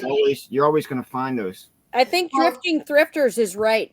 Drifting Thrifters is right. You are giving good deals, and people think you're giving good deals because you're desperate to throw some numbers down, you know. And I give good deals because most of my plush I pay in Mora. You go out garage selling, a lot of times I pick up really good plush for $0.25 a piece. You know, I wish we could do that here. I mean, I'd say that, but we do so well. But like, it's garage sales are just not for us here, unfortunately. So a lot of times you'll find at the end of the driveway here, the whole plush bin is, you can take whatever you want for free from the plush, because that's awesome. You know, it's just so I don't really feel like I need an arm and a leg for my plush. Listen, if I'm in your show and that happens, you're a Gibby Goblin, and if I'm a mod, you're booted. Just FYI. I'm with you, Levi. Yeah, and Amanda, I can't, like, here again. I am the most generous person. I not to brag. I feel that I have a generous heart. I am willing to do whatever if I can. Yeah, she does. I just think the level of expectation sometimes of people just to come in and automatically have their plate and fork ready for you to fill it. It's like, can you at least say, hey, how are you first? Just, you know, just like, give me that hey girl, hey. and you know, I say this also too because, you know, I've had many conversations where Christine's like, Amanda, don't feel bad, because I'm like, oh, I'm running this, and I'm like, oh, oh shit, somebody else bid. She's like, that's what Whatnot's for, and I'm like, yeah, but they asked for it. That really shocked me that she Yeah. felt bad that somebody wanted something and then someone came and bid, and Yeah, she's well, over there feeling bad, like, oh, they didn't get it, and I'm like, This is why I say go talk to Christine and ask her. this is that's what we commerce. want. We want the people to fight for it. That's He's right. like, That's what commerce is. Please. They're both her Exactly. and Bob are like, that's what Whatnot's for. Then if you can't be on Whatnot, if you can't, It's an auction. Let That's it be right. an And auction. then the other thing too is, you know, we sell little people. I love selling Fisher Price little people, and I've gotten to the point where I tell people I have another one. He's like, don't you dare tell them you have another one, because let them bid for it. And I'm like, ooh, I feel. I know. But there is, and I think most auctioneers will tell you that, right? Just Yes. let it be what it's going to be. Yes. Let it be organic. If they want it, they'll buy it. Yes. That's right. There's plenty of people, and I'm sure, you know, Sean and Mel, you feel that way too. Like, Yeah. if they want it, they'll bid for it, right? Right. Yeah. And I say that because the other night I was like, hey, Levi was in our show. His daughter loves little people, and I was like, hey, I found a Harry Potter set. I'm gonna run it for $5, and I ran the other one for whatever. And he didn't get it, and I was like, oh shit, but I have another one, and he still didn't get it. And I felt really bad, but I guess that is true. If he really wanted it or saw the value and was wanting to pay more, he would have. That's You know, right. but my internal was like, oh God, I feel bad. That's right. So That's right. If somebody wants it, they just got to keep bidding. I mean, right, and that's why I say I admire you when people low. You're like, no, like that's without. why I have Bucky. Yeah, yes, That's why I have Bucky, because I wanted him. So for those of you that don't know, we did bring a Bucky Beaver to the Nashville Reseller Meetup, and we had resellers and YouTubers and podcasters sign it. And Ruth Ann is the proud owner. She bid the highest of everybody, and because of her, we were able to make a generous donation. So go ahead and say it, because I can't. The Alabama Foster and Adoptive Parent Association So for fostering. They help a lot with kinship care and other foster needs. So she is the proud owner of the Bucky Beaver, and next year we're gonna bring a giant cow, a Chick-fil-A cow, and there'll be plenty of room. Ooh, that'll be fun. Huge. It's very big. So hopefully, but the difference is next year we're gonna auction it off, I think, at the event, so that way Ooh, that's smart.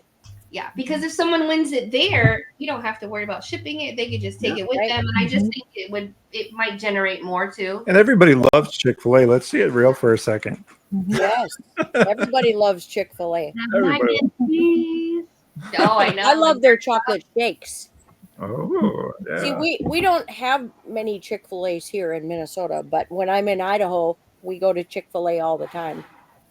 That's, So that piece. your- what's your go-to meal when you're sourcing? Chipotle. Yeah, that's us. That's ours. Yep. Yep. Yep. It's my go-to. It's my go-to almost all the time. Circle K Apex- hot dog, because that's all she gives me time for. Jeff says his signature was worth $100 alone. What did you guys say? Chris, Ruth Ann will appreciate this, Ruth Ann. So Amanda's such a slave driver that the only thing I have time for when it comes to a snack is a Circle K hot dog from the roller. I'm like, I'm lucky if I can get that. I say, can I have a drink or a bathroom break, boss? I feel like I'm in Shawshank Redemption asking, hey, Always can pick I up get a a banana. bathroom break? Oh, see? Our go-to Guess snack. I gotta bring a banana to Nashville. We're How's gonna have your to favorite sign. snack? Hey, all right, you guys bring the big Chick-fil-A cow. We'll bring the big banana. What's Ryan and Christine gonna bring to get signed? And we'll just do a big old. We don't need Shark. A big shark. I also have French fries from Steak and Yep. Shake, Christine. Oh my gosh, look at that big banana. Man, you just made my banana go hide. Oh, that's funny. It's coming to you. That's so funny. Give that one to I Bob. got this. Who did I get this from? I think I got this from 60. I think. I I think don't so. know, but I bought it specifically for you. I absolutely love the Wednesday crowd. Yeah. And this week we got to experience Crazy Bill. Oh, Yes. where is he from? Where's He's his from accent from? he's from the East. Where did you I think meet them? Ohio. Cynthia? Ooh, he's gonna be mad. No, he's from out east, farther east. Where are they from? Like Connecticut, like East His Coast? address is right over there on the wall, but I can't read it from here. Where did you meet him? On Whatnot. Oh. He's a renegade.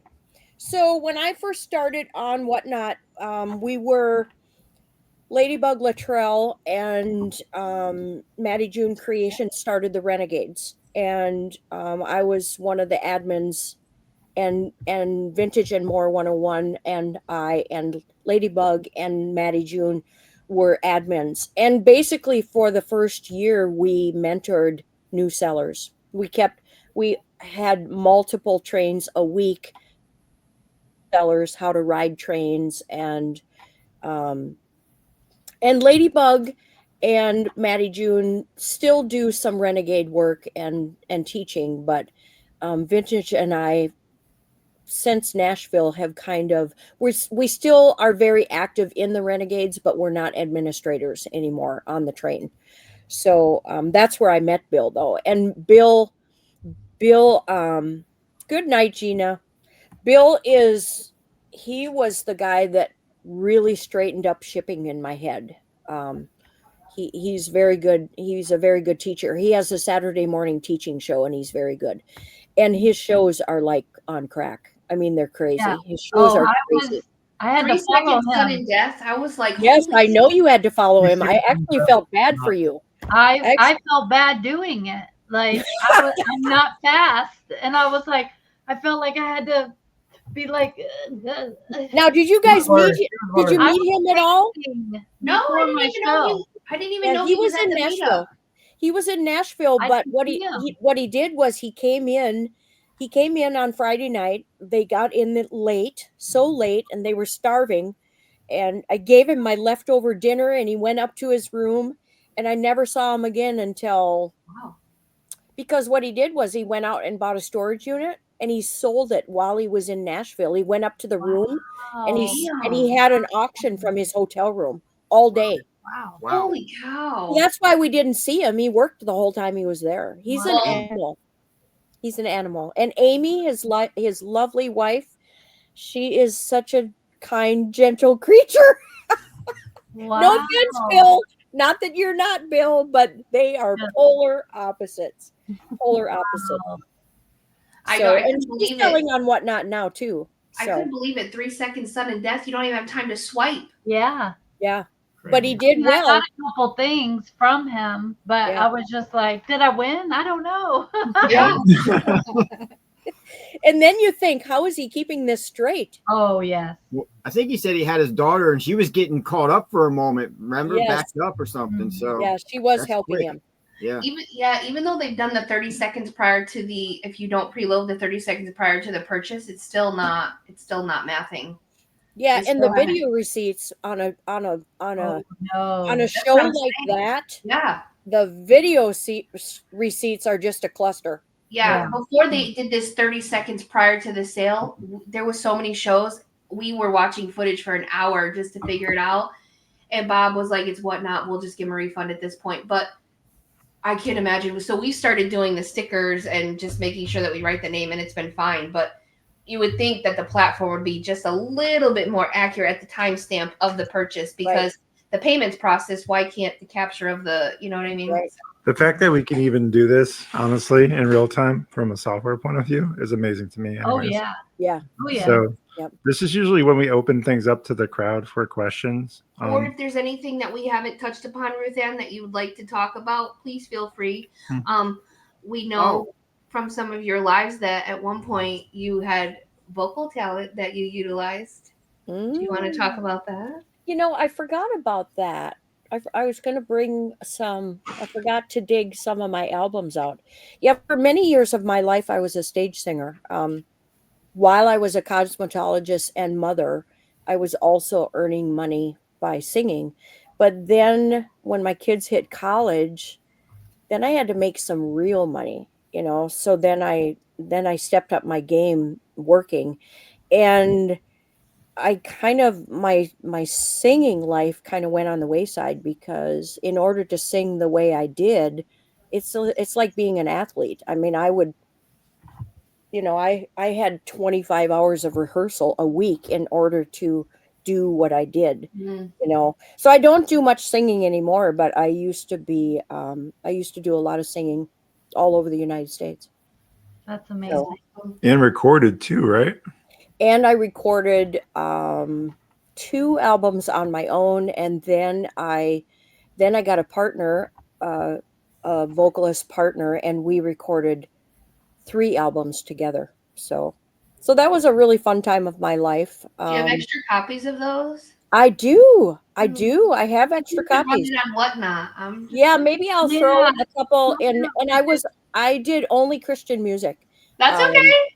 Perfect. I was I mean, I did some secular music, but that was not really my.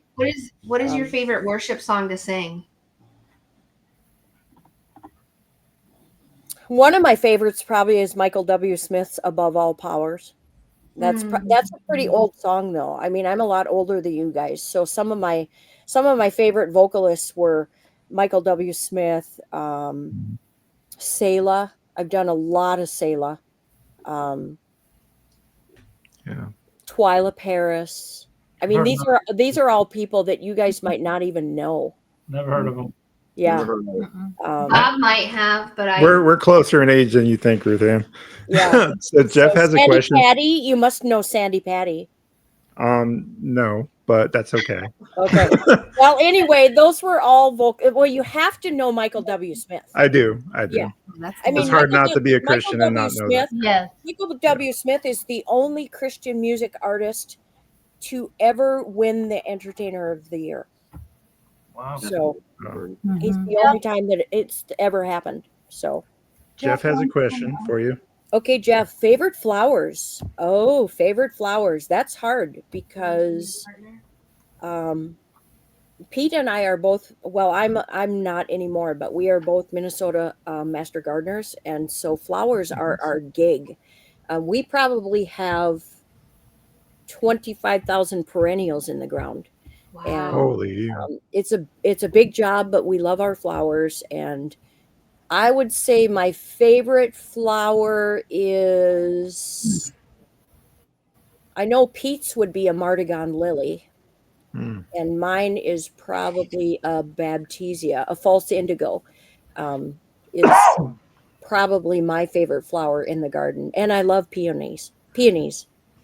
Peonies are pretty. All right, Amanda. Spill, Amanda. You look like you look like Sylvester with the Tweety bird in his mouth. Charlie is laying next to Bob. Our beagle. And she loves your voice. She's snoring so hard. And it's like That's funny. I don't hear her.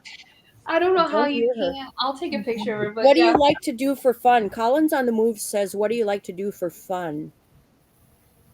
I am a lifelong fisherman. I love to fish. because you're the catch of the day. Yeah. Yeah, right. I've been fishing Ryan, since that I was was funny. like Ryan, that able to was walk. funny. Somebody pull his string. He's not talking. Let's see. What else do I like to do for fun? I don't know. Since I started reselling, there isn't much time for, stuff. Do you guys notice that?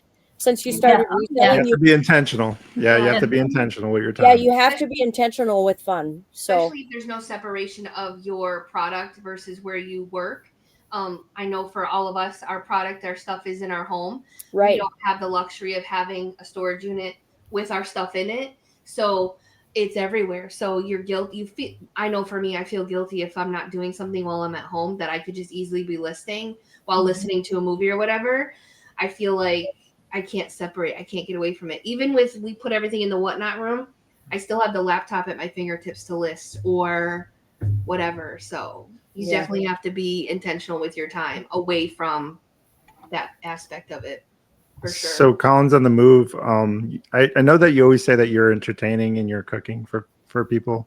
Collins's question is, Chrissy, do you enjoy cooking and what do you like to cook? I actually, I'm kind of so I have been cooking my whole life for big crowds. And if I wasn't working 50, 60-hour weeks, I would love cooking.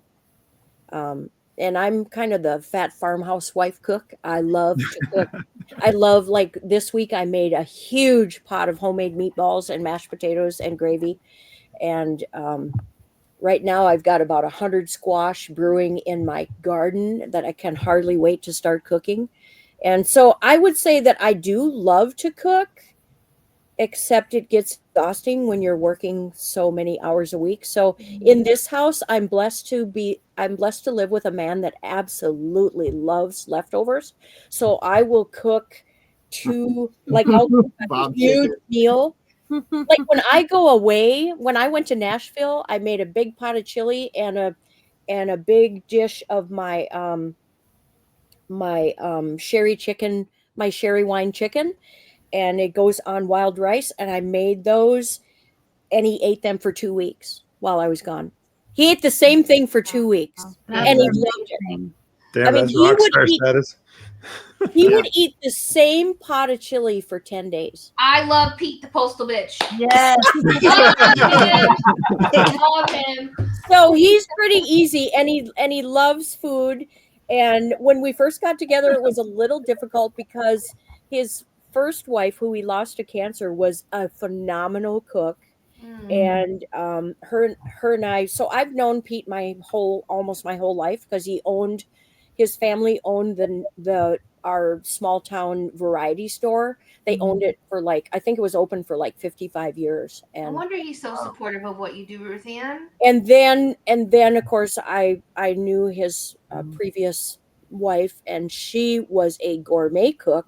So at first it was a little hard because I felt like I had big shoes to fill, but he seems to love my gravy and meatballs. So he seems happy with the food.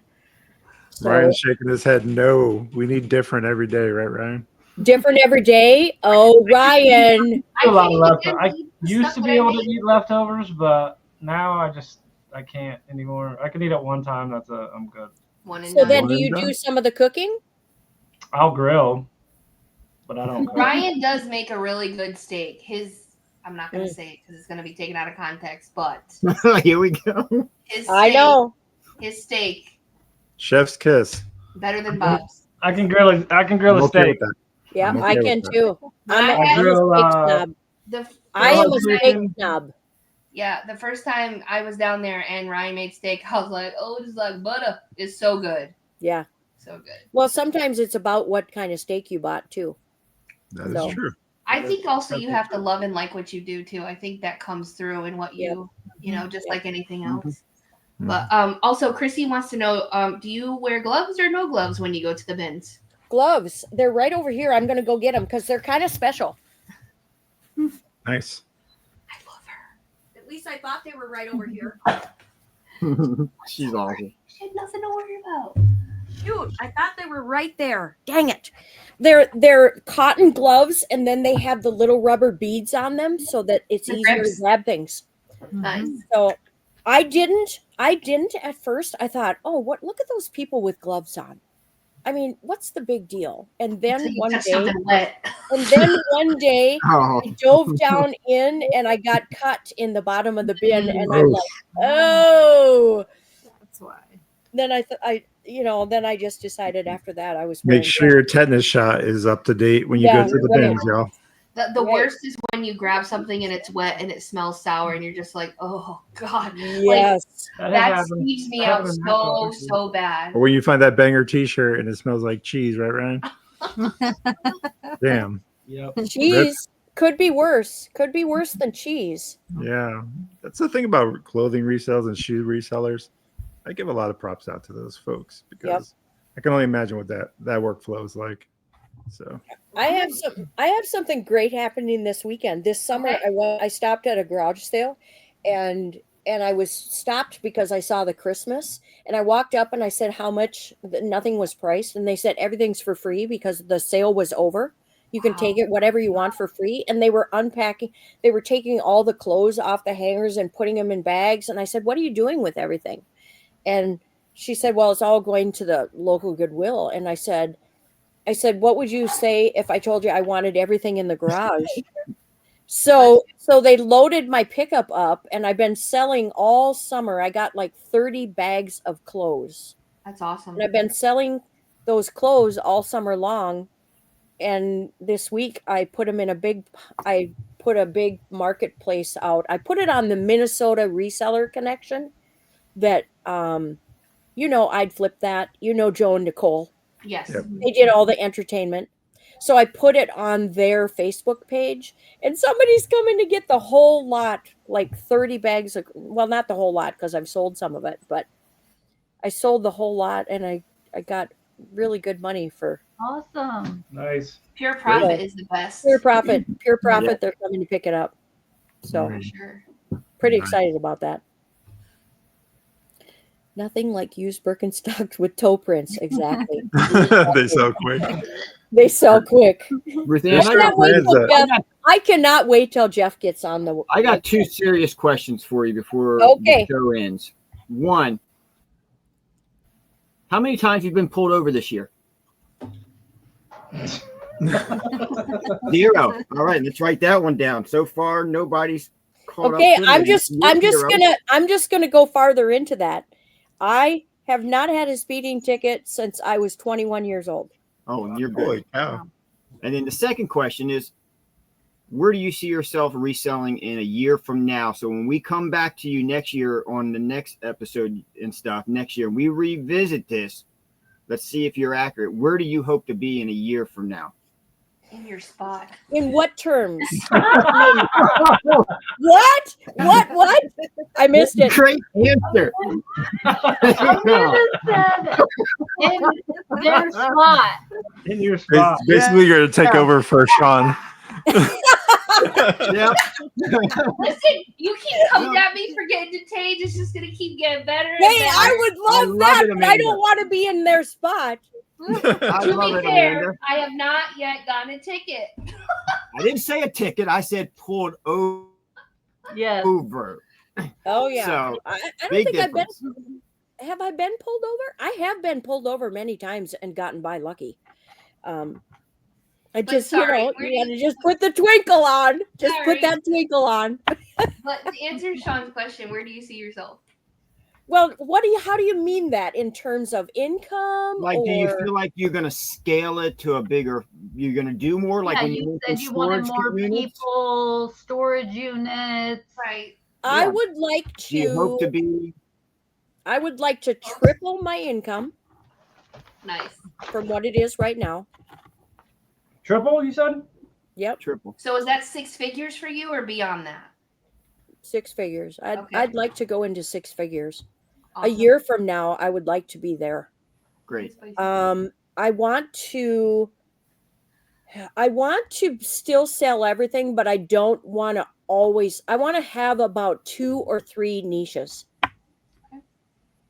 I really, I feel the same way about glass that I do about plush. Mm. When I see like these, I found these yesterday. These are so beautiful. Oh wow.